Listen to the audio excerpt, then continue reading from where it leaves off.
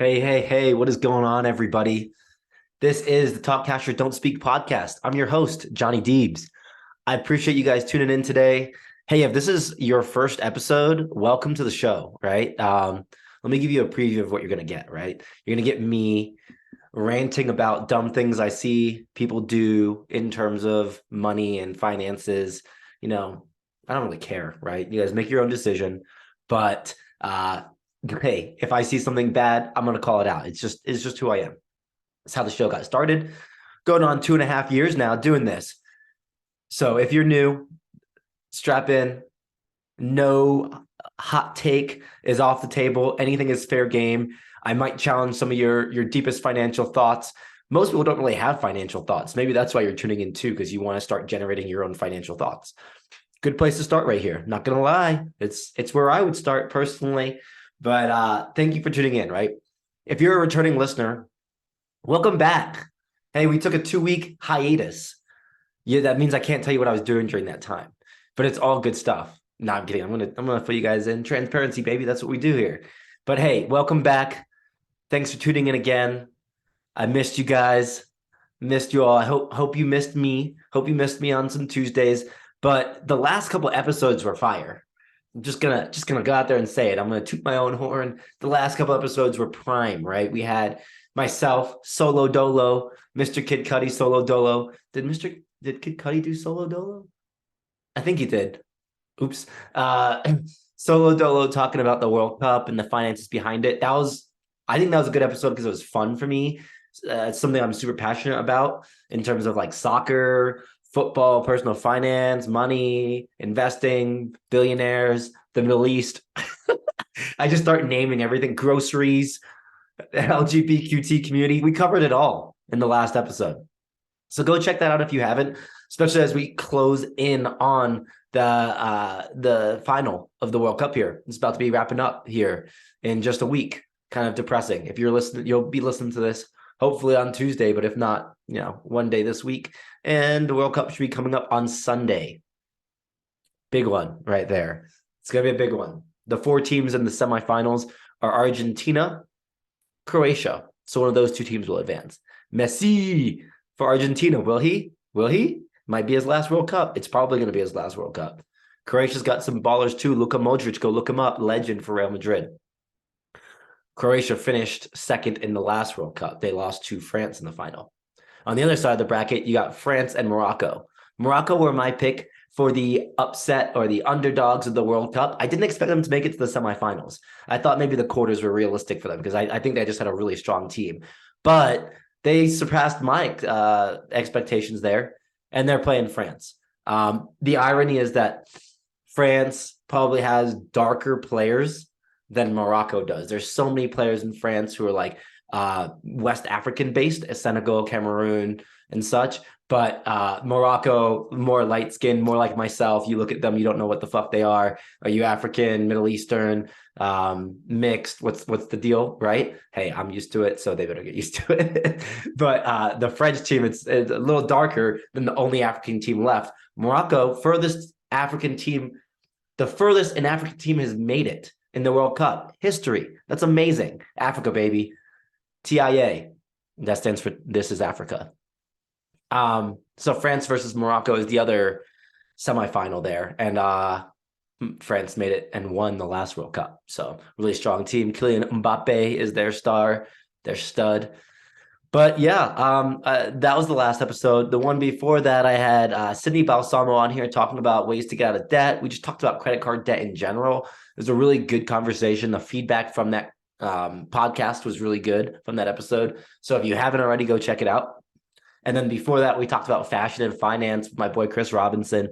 And it's the holiday season, right? So if you're trying to style yourself for a holiday party or just spending time with relatives that you don't really like that much, and you might need some new wardrobe items. And if you go listen to that episode, you might get some on not too bad of a deal, right? You might save some money. And when shopping for others, you might save some money too.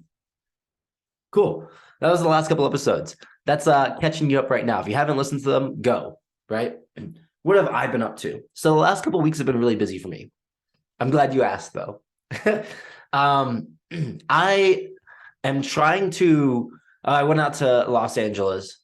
I went to California for work, and then I popped up to Los Angeles for a little tourism.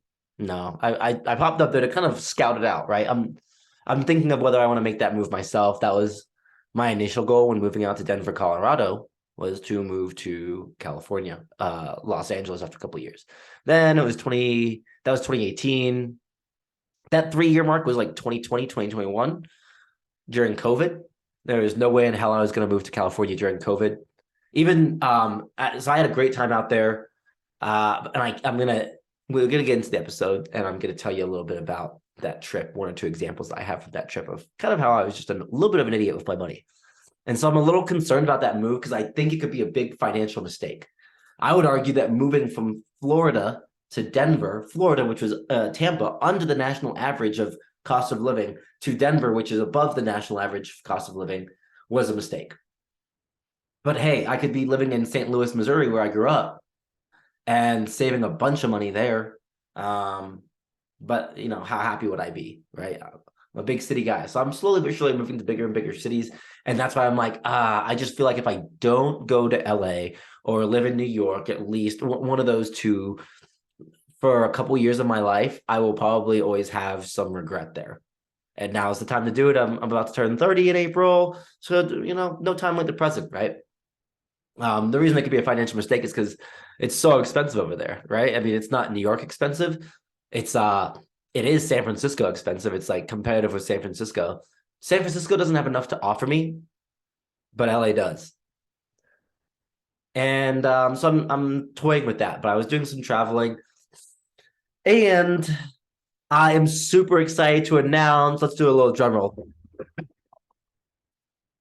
The Airbnb is up and running and listed.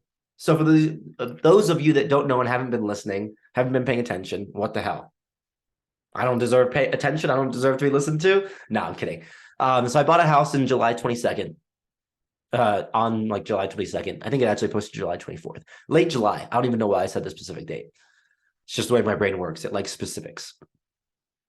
And the goal was to have before the holiday. So I bought it late July. Next holiday coming up was going to be Labor Day. And the goal was to have the Airbnb up and running by then. Now, it's a pretty tight timeline, but we're way past there. So instead of September, we're in October, November, December, beginning of December. So 3 months behind there. But it's finally up and running. It's listed. It's all renovated. It's clean. So I listed it today. If you're listening to this, it should be Tuesday, the 13th or 13th. Yeah. I listed it December 8th. I got our first inquiry that next for that weekend, and they chose a house that was a little closer to the area they were going to be spending their time in. No harm, no foul there. I was bummed. And then first booking came in. Very exciting there.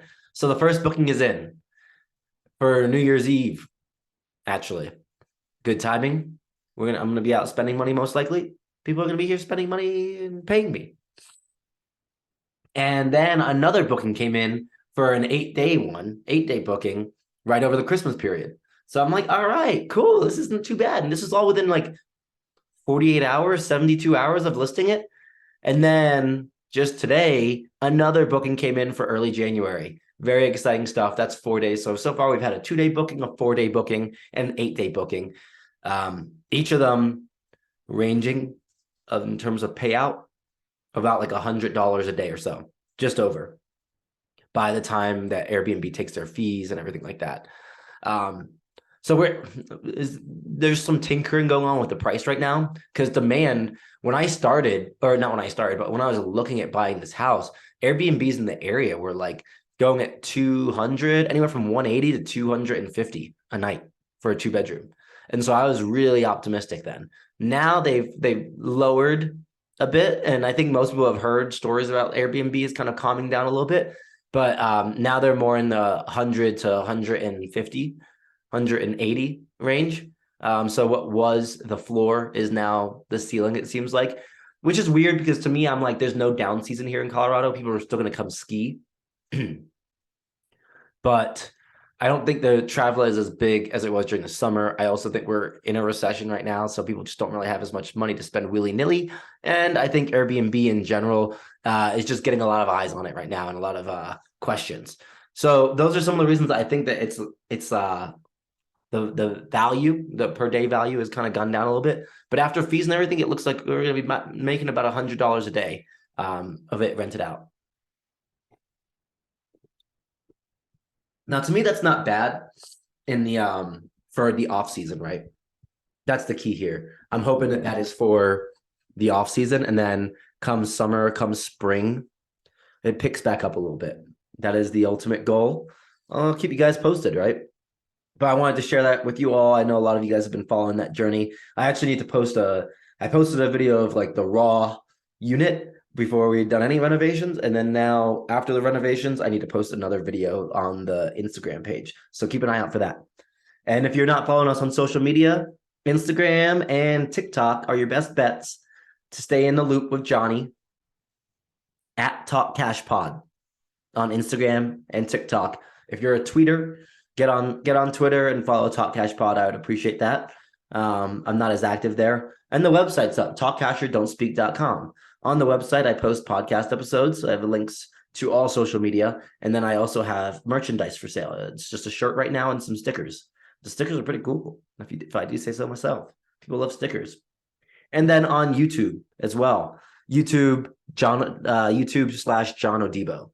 So it's like my actual full name there. I'm going by my government name on YouTube.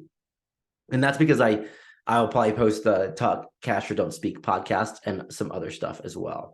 So go check out YouTube. I haven't really fully dove into that yet. I need to do a little more work on that. All right. Well, today's episode, I want to talk about lifestyle inflation, lifestyle creep. Before that, I do want to just talk about one or two other topics real quick. It's the holiday season. Do you guys tip your mailman? Do you guys tip your trash men? Your bin men? That's what we say in England. The bin men. My mom still calls it a bin man. Yeah, so I'd always grown up, my parents had always left like a little card in there, thank you, and everything to the mailman. Since moving here, so I'm a new homeowner, so I've got all this to kind of discuss and think about. The mailman hasn't even been consistent. I think I've seen like 3 or 4 different mailmen. So I mean, do they split that? Is it just whoever gets it that day on Christmas Eve, or on like if I put it out on like the 20th or something, whoever's just walking by that day? Huh, interesting. It's an interesting scenario. I don't know. I mean, I'm gonna tip the mailman probably like $20 or something. I think that's fair, right? I don't know. Let me know if I'm being cheap.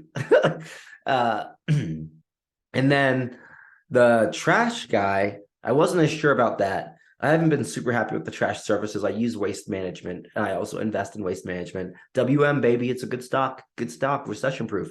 People need their trash. People need their waste disposed. They need their waste managed. So you call Waste Management. When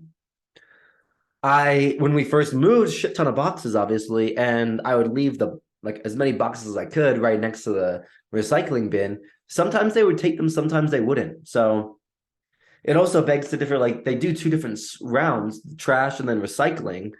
Are those 2 different people? If I'm tipping one, shouldn't I tip the other? I don't know. But I was thinking about this, right?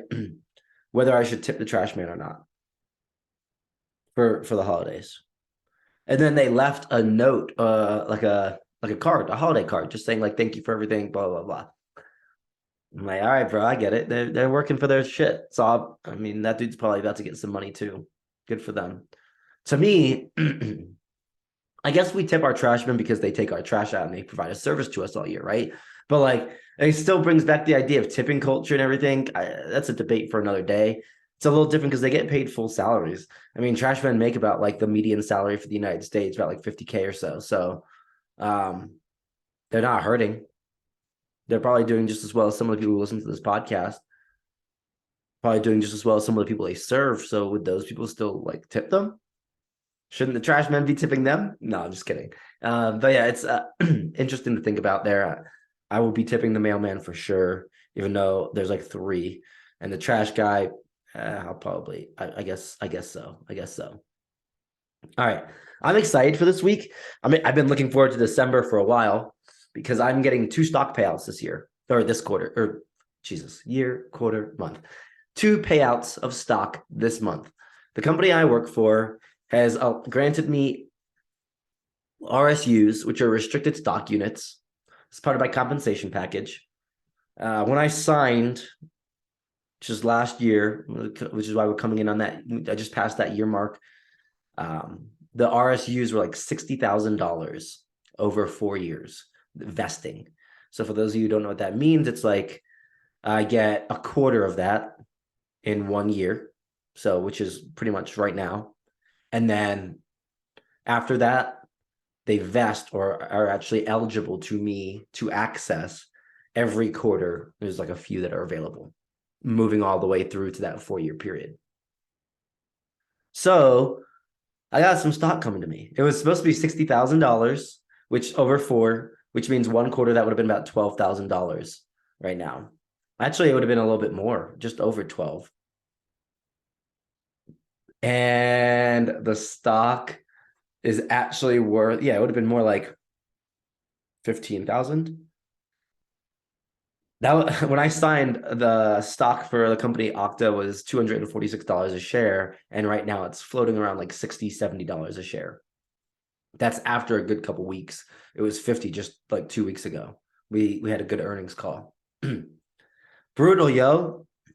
So my RSUs that would have been worth $60,000 are now worth around $12,000 total. What was once going to be about a $12,000 to $15,000 payout right now this week is now going to be like $3,000, $4,000, something like that. Pretty crazy. So I can't sell that. That's the thing when you consider RSUs and equity as part of your compensation package. It absolutely should be considered part of your compensation package. Because to me, a lot of the money that I would get, I would go and take and go and invest anyway. So this is just a roundabout way of getting stock. I still recommend selling it, but like when it's RSUs and I got it at the strike price of $246 a share and it's now worth 70, I'm going to be holding on to this for a while until it comes back to 246. I'm not going to sell it for a loss. Might as well hold on to it. I believe in the company long term. So I'm not getting very much, but I'm getting some RSUs that I'll probably sit and do nothing with and hold on to. And then next week, I'm getting our ESPP payout. That's where I contribute 15% of my salary, or up to 15% of my salary. I max out, of course. Of course. And I get a 15% discount on the stock. And the key is I get a 15% discount on the lowest price between when that payout plan or that ESPP period started, which was around like May, June. Every 6 months is a revolving period. So they take the lowest stock price between May or I think it's June. So lowest stock price between June and December, and they take the lower of those two, and then they give you a 15% discount on that. So honestly, that should be around like $50 a share. With the 15% discount included. So those I probably will sell at market value because you get a 15% guaranteed return, right? Wherever it's been lowest at, you get that price and then you get a 15% discount on that. And then the money that you put in goes towards that. So I've been paying into this. So it's my money that I'm now starting to see back, but there's that 15% gain, and 15% gain, anytime you can lock that in, that's kind of unbeatable. That's the move. So I'm going to sell my ESPP stock right away. Yeah, so I've been looking forward to that, and it's nice. It's around the holiday season, so that's good. I posted something on Instagram too about the best or the benefits of credit cards that are running out too. That's also something to keep an eye out for, right? Like if you have a certain spend on your credit cards that have been available to you, like $120 in like Uber, for example, something like that. That's on with the Amex Gold, even though it's sent out monthly, but use that. Make sure just take an inventory of all the money that you have available, whether it's direct money, cash, or like coupons, gift cards, anything that expires, and try to just use that if you can. I have a $50 credit towards Saks Fifth Avenue through my Amex Platinum, I got to use. Fun thing is that there's nothing worth $50 in Saks Fifth. Everything is more expensive than that. No, I have a plan. I have a plan. Honestly, I saw some face creams, some men's face creams that is in a gift box that's like $40, $50, and I'll probably get that for myself. Mans loves his face creams. Couldn't you tell? My face is looking rough right now because I'm going through a growing phase with my facial hair. I've always been a mustache guy, but I'm feeling confident that this is the time that my cheek fuzz fills in. I feel like this is the moment. So I'm going to give it like a full month and we're going to see how much it grows in. God damn, looking at this in the camera, you can't see anything, but it's like filling it in places that it hasn't filled in before. And by filling in, I mean like there's like 3 hairs there. God, my girlfriend laughs at me because I'm always like, this is it. I'm like, I can feel it. It's coming in. And she's like, what? I don't see anything. Yeah. All right. She keeps me humble. All right. Let's get into today's episode. Let's get into it. Lifestyle inflation. Lifestyle inflation, also known as lifestyle creep, also known as keeping up with the Joneses. Not to be confused with any of the normal crap that we have going on with inflation. Lifestyle inflation is like basically it's the idea that the more you get, the more you spend, right? You come out of college, you make $40,000 a year, you spend $38,000 a year. Whoa, good job. You keep $2,000 a year. You get a promotion the next year, you make $60,000 now. Do you keep spending 38? Lifestyle inflation is the phenomena when instead of spending 38, you're now spending like 52. So you just increased your spending by $14,000 while after getting a $20,000 raise. So it's like, boom, I'm leveled up, but I've also leveled up my spending. Really interesting like topic to talk about because if you can avoid lifestyle inflation, you will get ahead financially in life. I can guarantee that for you. As your earnings go up, you should be working to increase your earnings every single year. But if you can keep your spending the same or relatively the same, and then that difference, what you do with the difference matters. Save it, sure, you probably need a little bit of a buffer, emergency fund, but if you can invest that difference, that's how you win. That's how you get ahead financially. That's how you escape the rat race, right? And if you don't do that, if you continue to increase your spending as you increase your income or your earning potential, you will always be running in circles. It's like treading water. You're not going anywhere. You're just staying in place, staying afloat, keeping your head above water. You're not getting ahead. One thing I like to do to beat this right off the bat, I'm going to give you one right off the rip. One way to combat lifestyle inflation, most 401k options offer this. You go into your 401k and say you make $50,000 this year, right? And you contribute 10% to your 401k. You can set something in your 401k, an option. Most plans have this again, where your 401k contribution increases automatically 1% or 2% every single year. That is an easy way to just make sure that as you earn more, which you will over time typically, that you're also investing more. I really like when companies offer that option. And I take advantage of that too, because even me, right, I am not the biggest fan of the 401k because I want to retire early. So I try to diversify 401k, Roth IRA, and then brokerage account, crypto, real estate. I try to do it all because that diversification is going to be key when I try to get out of the rat race at like 45. 65 is when you can start really, or like 60 is when you can start accessing your 401k. So I don't want all my money tied up in something that I can't access until 60. But the idea of increasing a little bit every single year is a really, really, really good habit to do. I recommend you select that option. And then you can always go in there and change it. You can lower your contributions on your 401k. No one's stopping you from doing that. But again, it's human nature. The more we make, typically, the more we spend. And I want to talk about this from a couple different aspects, right? But another podcast that I listen to, Huberman Labs, Stanford professor. I love this stuff because he has everything science-backed, peer-reviewed. I think he was talking and kind of arguing with a little bit of a Harvard study But on this recent episode I was listening to about happiness on the Huberman Labs podcast, he was talking about how he was talking about happiness and how obviously money doesn't directly correlate with happiness. And he said, he used this quote. He's like, money can't buy happiness, but it can buffer stress. Another thing that we typically see is that it's almost like organic lifestyle inflation, right? Like as a peer group, as our peer group rises in status, in the working world, the activity choice also kind of rises with that in terms of cost. So in college, we would all go to dollar beers, right? Everybody would kind of do the same thing. When you get out of college, you start making a little bit of money, but most people are in the same place where no one's really making too much money, but a little bit. So everybody's still kind of balling on a budget for the most part when they get out of college. They should be.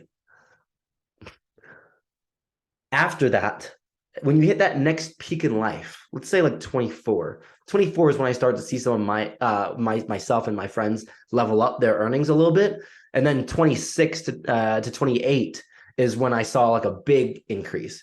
Now I look at my friends as I turn 30, and most of them are at a pretty good and secure spot. I don't really know any friends that are like, let me think here.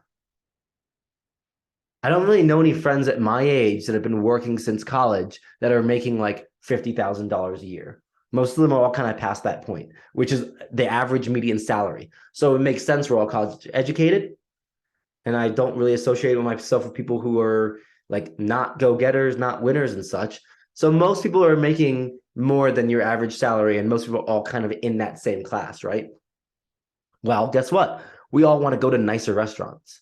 Now it's not like let's get Chick-fil-A on the weekends. I mean, I'm down to get Chick-fil-A, and I think almost every one of my friends is too. Even though peanut oils are terrible for you, look it up. And they're in almost everything. That was a side tangent. I really want to be like a health influencer, so I can just yell at people about like bad health decisions. But I know my personal viewpoints on health, fitness, and all that stem from vanity, insecurity, narcissism. They all stem from really unhealthy places. I tell people to work out because it's healthy for your body and you'll live longer, which I truly believe. But really, I'm trying to fucking look my best every single fucking day. And I'm repulsed by people who don't want to look their best. So that is like, that's toxic, right? I don't want to spread that mindset into the community. I'll keep it to myself and keep winning and keep myself fit. But anyway, that was a quick tangent. But so now instead of like, oh, like Olive Garden, I love to joke around Olive Garden because I'm not going to fucking Olive Garden. I don't need your breadsticks. I don't need your fucking endless salad. And I've never really considered Olive Garden to be good. But if I think back to when I first came to this country, my parents first came to this country and my dad was doing residency and fellowship and just kind of getting started, not making like an actual doctor's salary. You're making like, again, maybe like a $60,000 salary, something like that. I think he even made less than that because it was residency back in like early 90s and 90s and 2000s. While we were just getting started, we would go out to eat at like Olive Garden, Chili's, TGI Fridays. Those were like the move. And if you think about it, that was like most people's experience growing up, I think. And now we've kind of gone away from those chain restaurants as a society, but also I think a lot of people like to spend it more creative and like small niche boutique food chains. It's also just more expensive. We make fun of the 2 for 25. If you go on a date and I bet a girl would make fun of you for going on like the 2 for 25 menu at Chili's, but like that's a good deal, right? So that's lifestyle inflation. As a society, we just naturally do it. It's consumerism. But you'll see that in your peer group almost naturally, right? And your social group, and the study that Huberman was talking about on his podcast was that your peer group or social circle has a great effect on how much money you perceive to need to be happy. And I like this because he's talking about happiness. And I'm going to talk about some other stuff that we talk about perceiving to need to feel rich in a second. Happiness and rich, two very different things, right? I tell people all the time, I'm not seeking happiness in my life. The happiness in my mind naturally will kind of come as a result of me achieving the things I need to get rich. That's just what I believe. You don't have to believe that, but you're listening to my podcast. Okay? Happiness something other people want to search off. To me, if I'm at a fork in the road and I'm like, one will make me more happy. Shit. I'll give an example right here real quick of the happiness versus rich thing for me. Last year, I'm talking about like my job and stuff. Before I started this job, there's another company I interviewed for, which every single review is like, they will work you to death. You'll be miserable. You work 60 hours a week. But I knew that at least that first year, I'd at least be making like 140. But that earning potential skyrocketed. It's like 200, 300K after year one. And I knew people there that were making 300K. So to me, I'm like, wow, 60 hours a week. Yes, that's tough. Because now I'm like, I work a solid 40 now, right? Like on Friday, I log off around like 4 or so. I hit the gym early a little bit. And there's a lot of flexibility, really good work-life balance in my current role, but I'm not making 300K. So I was like, damn, I would trade that. I would trade less work-life balance for higher income for a couple years at least. Because I know myself, if I make $300,000, while I know how much I spend and stuff, right? So over the last couple of years, I've spent anywhere from $50,000 to $80,000. Looking back to 2018 was like my highest spending year, I think. Spent about $80,000. Up since then, I've only spent up to like 70. I think this is going to be a really high spending year right now. It's been hard to track actually because of the house purchase and just tracking what's going into the house, what I'm going to get back in taxes. I actually don't even want to know how much I've spent this year. Because honestly, this has probably been my highest spending year. I think it's probably around 100 if I'm to guess. But COVID made it easier to spend less money on international travel, less money going out to bars, less money going out to eat and getting drinks while you're eating. Everything was easier to cut back on without even trying. So then this last year or two things kind of opened up a bit again. And I know my spending is anywhere between like 60 to 80,000 typically. So if I make $300,000 after taxes, after maxing out my 401k, which is $20,000, I'd probably be at like 200,000. To me, all I can think about is that's like 120. Say I increase my spending up to 100. That's still $100,000 that I could like save and invest. I'd be buying a house every year. That's what I would do. I'd buy a house every year. Anyway, so because to me, that middle ground is like investing money right there. But that didn't work out. I ended up not choosing. That didn't work out. But I would have taken it because I was like, I didn't get the offer. But I also look back and I'm like, I think I'm kind of happy I didn't take that. But at the time, I was not. But at that point, the tangent that I was going on was like, right, the separate of happiness and money. So Huberman is focusing on happiness and money. And the people that you're around, right? If your friends are all making a lot more than you, you're not going to feel happy with how much you make. That's just pretty basic common knowledge. If your friends are all making less than you, you're probably going to feel pretty good about how much you're making because you can do everything that they want to do and more, theoretically. So that was really interesting there. Peer group matters a lot in terms of like how much we feel. But looking at a CNBC article, right? This is on how much people feel they need to make to feel rich. And here's the thing, it's feeling rich because these results none of them are rich. I don't know what you consider rich. That's a subjective term. The 1% in America makes about $800,000 a year or more. If you make $100,000 or more, you're in the top 35% of earners in the United States. Okay. If you can get to 150 or more, top 10%. 200K is like top 8%. Okay. So you do with that information what you will to define your reality of what is rich. But this article is based on surveys. 60% of men and 50% of women said that $200,000 is what they would need to feel rich. 80% of people making $100,000 or more said that they needed $200,000 to feel rich. 80%. So almost everyone making 100K or more thinks they need 200K or more to feel rich. Those making between $50,000 to $100,000 a year, 57% of those said they would need $200,000 or more to feel rich. So that's, to me, a direct correlation with the idea of lifestyle inflation. Those who make more feel they need more. Why is that? Well, it's the social circle you hang out with. It's the things that you do. It's the things you have access to now. And then for those making less than 50%, or sorry, $50,000 a year, 39% of them felt that 200 or responded that $200,000 was the amount that they needed to feel rich. So they say a certain amount of money after like $75,000, $80,000 is the threshold of what you need to like feel happy. I'll tell you right now, that's fucking bullshit.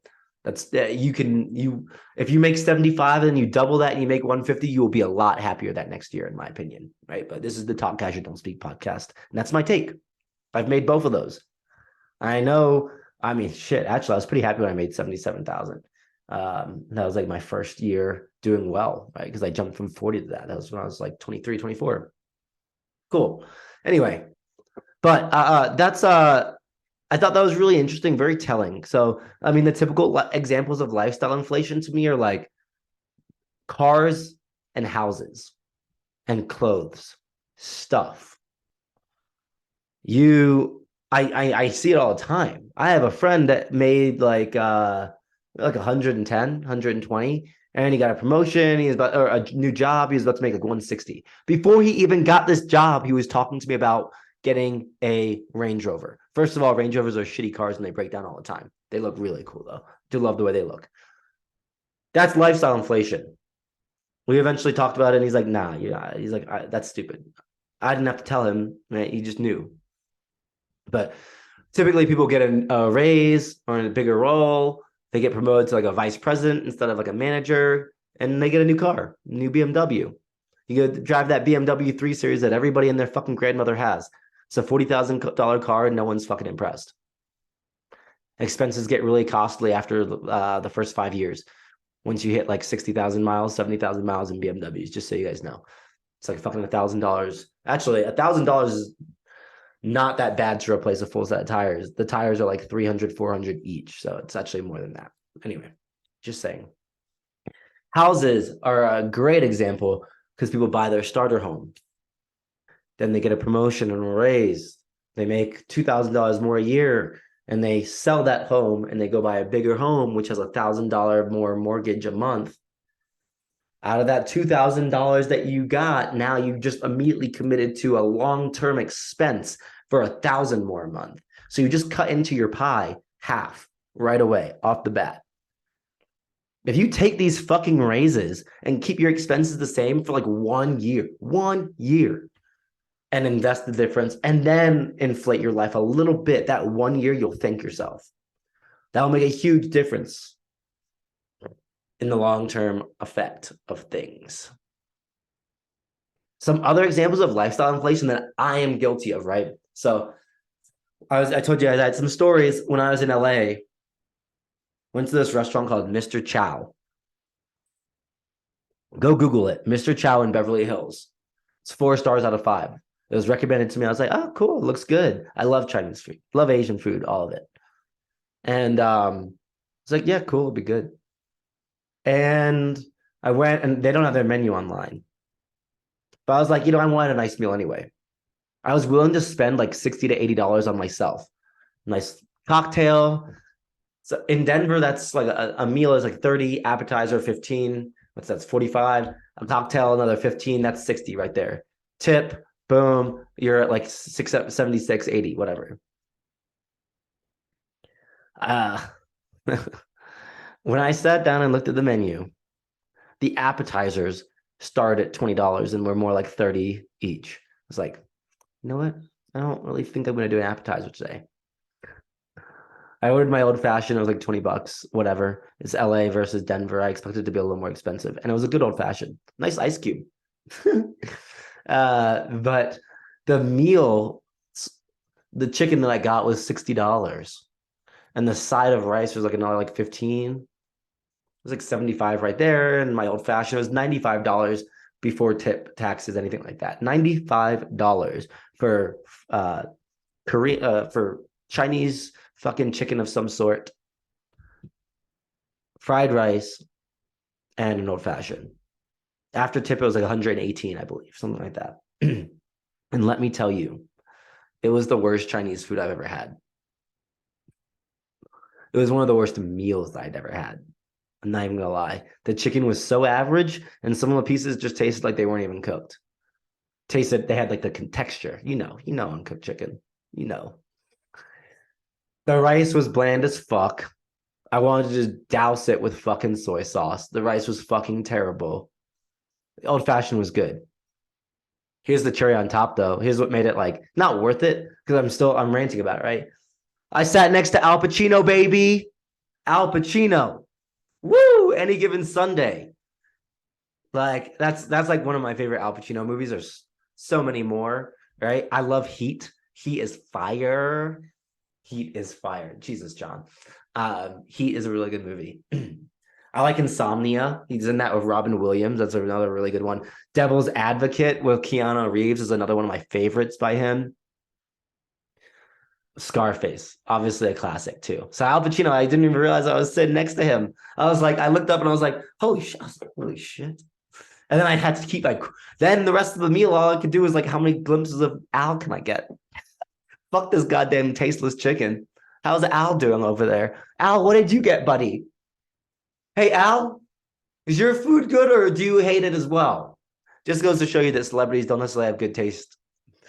And I feel like a lot of those celebrity hangouts in LA are like the reviews literally are like, this is a cool place just to go to see celebrities. Catch LA. I didn't go there. I wish I did now because it probably would have been better than Mr. fucking Chow. But Catch, I wanted to go there. I'll be back. I'm going to try to go back to LA in January or February or something. I got to keep checking out the scene. I want to move out there early 2024, speaking it into existence. But watches, I've been talking over the last couple episodes about how I've been looking at a luxury watch, but like I haven't because I don't want to succumb to lifestyle inflation. Next year, I'm going to get a nice bonus at one point for work for my performance this year. I'll probably take that and use it on a watch. We're talking like a $5,000 watch. So not like a Rolex that's like in your mind, probably 10 to 20. The Rolexes these days that are worth getting are like 20 to 40. I'm not getting a Rolex. But for my 30th birthday, I think it'd be nice to get a nice little watch. Remember it forever, blah, blah, blah, whatever. Cool. I'll probably give into that, but that's like a one-time thing, right? It's not a subscription. It's not an ongoing cost. But the restaurant is just an example of me wanting to spend a little more on myself. And I thought I was spending more like 60 to 80. And it was 118 on a single meal. That's crazy. So the next night I had a slice of pizza for $5 for dinner. And that's not because of budgeting or anything. It was just like already timed. We're running out of time and everything, going to a party, but like also it worked out nicely because I was like that way. 2 dinners, 2 nights in LA, $130 between the two. If you break that down, that's not bad. That's 60 each, right? That's not too bad. So the cheap dinner the second night came in handy. And I just needed a pizza. I just needed some substance. And the more you spend, obviously, it goes to show it doesn't even necessarily make the food better. But I saw Al Pacino and you didn't. Maybe you did. Who knows? Maybe you were there next to me. I felt bad for all the people I saw around me sitting and taking videos and everything. I was like, I would just come here for drinks. I was like, the food is not good. You're not cool. Next time you see someone go to Mr. Chow in LA, because it's a popular place, it's in New York. I wonder if New York's is better. There's one in London, I'm pretty sure too. It's not good. It's not good. All right. And then bottle service too. My friends and I got bottle service in Venice Beach. So that was like $500 or so, kind of expensive. The justification is that it's a nicer night out, and some of those clubs you can't even get into as a group of dudes unless you get bottle service. So I was willing to spend a couple $100. 500 was a little more than what I expected, and that's how spending can get away from you. So I wanted to share this with you guys all as a word to the wise, right? But like you can pull back then. I almost did bottle service the week before for my girlfriend's birthday here in Denver, which would have been $400 for 2 bottles, just like for the whole thing. And then like tip on top of that. This was like, I mean, I paid 500. It was like something like that for everybody. And there was like 5 of us. So do with that math that you will. But I didn't spend the money on the ball service for my girlfriend's birthday. She didn't want to do that. So I felt a little inclined to ball out in LA. Next time I go, I'm going to try to do it cheap. We're going to see. Because I'd like to be able to see all sides of it. I don't want to just go to LA for the glitz and glam. That's not realistic if you live there, right? I was a tourist. Nicer restaurants, though, is a perfect example of lifestyle inflation. Clothing, houses, cars, nicer restaurants. We moved from the Chili's and the Olive Garden to the Carrabba's, and then from the Carrabba's up to Cheesecake Factory, and then from Cheesecake Factory up to a nice local restaurant, from that nice local restaurant up to an Ocean Prime, where the meals are back to like $60 a dish. Love Ocean Prime. Love that Travis Scott line where he's like, was talking Frenchies, but she's talking Ocean Prime. It's like he's trying to get some fried chicken. She wants to go to Ocean Prime. But guess what? If you got a bad bitch as a girl, take her to those nice restaurants. It makes them happy. The food's good, right? I think I would rather spend the $60 in Ocean Prime than fucking Mr. Chow. Ocean Prime's good. I like Capital Grille, Ruth Chris, all that stuff. I think those are worth it, right? The steaks. STK, if you're buying STK, maybe go once just for like a big party because it's like a club / restaurant. The steak is fucking dog shit. Chewy, filet mignon, just not good. But Sparklers, it's more like a Tulum restaurant. One time I had a $50 off at STK through my credit card. So my girlfriend and I went and we're like, yeah, we're $50 off. Cool. We did like a seafood tower, not even good value for the seafood tower. And the crab claw mix that they gave us was so fucking salty. Then I didn't really enjoy my steak. And guess how much it was? It was like $280. Even with the 50 off, bringing it down to 230, it was still more expensive than if we had just gone to a Cheesecake Factory, like a local Denver restaurant that we like here, there, where sometimes we can get out of there for like $90 for 2 of us. Crazy. All my homies hate STK. You should not go to STK. I would like to go there for drinks and appetizers or light bites. That'd be like worth it to me, like a light happy hour before maybe like a game, basketball game, because that's how it's situated in Denver. Those are my recent experiences with lifestyle inflation. Here's the thing. Let's go back to that quote that I mentioned from the other podcast, the Huberman podcast. Money can't buy happiness, but it can buffer stress. So this is going to be our wrapping up closing point here. If you spend money on things that lower stress for you or free up time, those are things that you're going to really feel value and really feel fulfillment around. You're going to be happy and find that value. Bigger house, it's more cleaning. It's just more costs. It's empty. It's more to fill. Nicer restaurants, sometimes it's worth it, sometimes it's not. A cleaner or a maid service where you don't have to clean your house anymore, well, guess what? Now you've just removed a chore. So you've removed a couple hours a week to do whatever you want, right? Whether that's exercise, whether that is creating content, side hustle, making more money. And then also you're creating a little more happiness in your life because you're not going to do something that you probably don't like doing. Another example is like a cook or cooking service where someone cooks for you, or like those meal prep plans where you don't have to cook. For me, I don't mind cooking. My thing is I don't really like eating my food after I cook. And I feel like that's pretty common for most people who cook. I don't cook that much anymore. My girlfriend does most of the cooking, transparently. But when I was cooking, when I was a single lad cooking, I would do it once every now and then. I'd make like a nice meal and then I'd enjoy it. But it would take like 2-3 hours to cook because they were like nice meals. The average cooking that I would do, the stir fry on a night that takes 30 minutes, it just I didn't really like eating it, and so for me, a meal prep service like that would be worth it, or a professional cook. Another thing is drivers. Ubering instead of driving, or a professional driver. Obviously, these are like different levels of wealth and tiered off here, but versus having to sit in traffic and drive, whether you can sit in the back seat and work, take some calls, relax, sleep, all those things bring extra value to your life. And the final thing is for those real ballers, if you're like top G, like fucking Andrew Tate or some shit, private jet. I remember Grant Cardone also was like, oh, I got a private jet as a tax write-off. Being able to show up 5 minutes before you want to take off versus like the hour and a half security, all that extra bullshit going through and flying public instead of private. Maybe that creates a little bit more value in your life where it's worth it. So I'll leave you with that there. A thought of like, what in your life could you spend more on and have it be worth it? And what on your life do you think you would spend more on naturally as you make more money that maybe you can catch now? Maybe you can just be a little more conscious of and be like, you know what? The $50 steak and the $30 steak are both going to make me equally as happy. They're both going to taste as good. And I don't need the $1,000 steak at Salt Bay's new restaurant either. I hope, because like, here's the thing. I gave you some examples of lifestyle inflation that I've succumbed to. And I think this is one of my bigger weaknesses. But here's my justification, and I'll leave you with this, right? Let's say you make 50, you spend 50.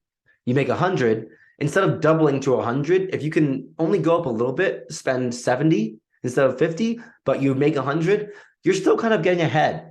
And so that little difference is important, that you like, if you are inflating your lifestyle a little bit, then you need to be extra careful and precise and strategic about what you do with that difference. That's my parting wisdom right there. Like, to me, I've given into lifestyle inflation a little bit, but not really, right? Because I mean, I know where I spend, and I haven't had a year where I spent 120, although this year might be that. I'm not sure, because I put like $11,000 into fixing up my home. But we're getting some of that back to the Airbnb. I don't know what noise that was. I don't know if I was trying to sing or what. I think I was just trying to be cool. But yeah, so lifestyle inflation, people, that's my take, right? Be aware of it. You have to be aware of it. If you're aware of it, then you will not fall victim to it. You can hopefully control it a little bit, right? Spend a little bit more, but like, make sure that you're investing. And the way you beat it is by paying yourself first. So before you know you're getting a raise, before you even see that new raise paycheck with the more money on it, start creating automatic contributions to a 401k or a Roth IRA that, like, it's out of sight, out of mind. So like, you might get a paycheck that's $1,500 bigger, but because of that automatic contribution that you made, it's only $1,100 bigger. Instead of $1,500 bigger, you've contributed the $400, you've paid yourself first, and now you know that $1,000, that $1,100, you can feel guilt-free about. I want to live my life and enjoy it now. I also want to be filthy fucking rich. I want to plan for the future. I don't want to have to work forever. I'm trying to do it all, right? I think you need to decide, do you want to retire early? Because if I just wanted to retire early and I didn't give a fuck about living my life now and enjoying it, getting a nice bottle service for a nice occasion, things like that, then I'd be saving probably 50% of my income, eating fucking rice, eating rice and beans every night. Rice, beans, and fucking chicken. I don't. I like eating out. I know what I like. I like going out with friends. I like having a good time. I like skiing. Ski season, baby. So define your values and see, because like, I know for me, cars, I have a dream car. My dream car is a G-Wagon, Mercedes G-Wagon. It's a $150,000 car, and that's what they start at. I drive a Jeep Grand Cherokee right now. It's like a $40,000 car. I bought it new. I consider that one of the biggest financial mistakes I've made in my life, buying it brand new. I could have just bought a Jeep Grand Cherokee that was a year old and had the same amount of love towards the Jeep. No new features from that 1 year difference. I know now, until I've really made it, that dream car is totally out the way. I will not buy a $150,000 car once I start hitting that like 300K mark. Because to me, that would still be hustling backwards. That monthly payment is going to be $1,000. instead of like the cheap payment, which was like 400.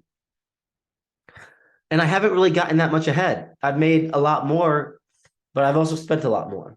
So to me, I'm going to try to do that when I'm like literally like a millionaire, or if I can buy it all cash, not even miss it. That's kind of how I feel about like luxury stuff right now. The watch, it would mean a lot to me. It'd be a kind of like an heirloom. So I'm holding off on it. But like a shirt, a Burberry shirt, I have a Burberry shirt, for example, it's like $300. That's a lot for a shirt, but I really wanted this shirt for a bit. So if I lose that shirt, I'm not really too miffed about it. It's $300. It's not $5,000. $5,000, I would feel that. 300, whatever, right? I can make that back pretty easily. So you need to define what like values align with, but I'm not buying like a $1,000 shirt. And I'm not doing the $300 shirt often. It was like an important shirt to me. Now I look back at it and I'm like, that I don't even like those shirts anymore. So that's what's funny. Yeah. Try to buy things that are timeless if you're gonna go big. That's why I think a nice pair of watch. I have a $700 pair of shoes. Those are still my favorite pair of shoes from the moment I got them in 2018. So I don't know. Whatever. I was raw with you guys today. I was very vulnerable. Shared a lot about myself. You might be thinking, I would never spend that. Cool, don't. Good. If you don't have expensive taste, my friends know, people who in my real life know that I'm like, I kind of am a bougie bitch like that. I kind of have a fancy taste. I wish I didn't. I wish I didn't. But to me, I am able to justify it in certain ways. And that's what people are able to do with money, right? Just don't lie to yourself and just be aware. I always know that I'm going to like clothes. If I can control that and set limits, then, or set rules for myself to follow, then I don't let the lifestyle inflation win. I just kind of get a nice new thing every now and then, instead of it becoming a nice new thing is the expectation. That's again, that's just kind of my thoughts on the matter. I'd love to hear. Go. I'm going to post clips from this episode. Go leave comments about what your thoughts on lifestyle inflation are. Hit me up in the DMs. Email talkcashdon'tspeak@gmail.com. Hit the website. Go check that out. Share this episode with a friend, though, because as I mentioned, the way your friend group spends money is going to affect the way you feel about happiness and money and all that, too. So do with that information that you will. Thanks for tuning in. I hope you enjoyed the episode. Happy Talk Cash Tuesday. Peace.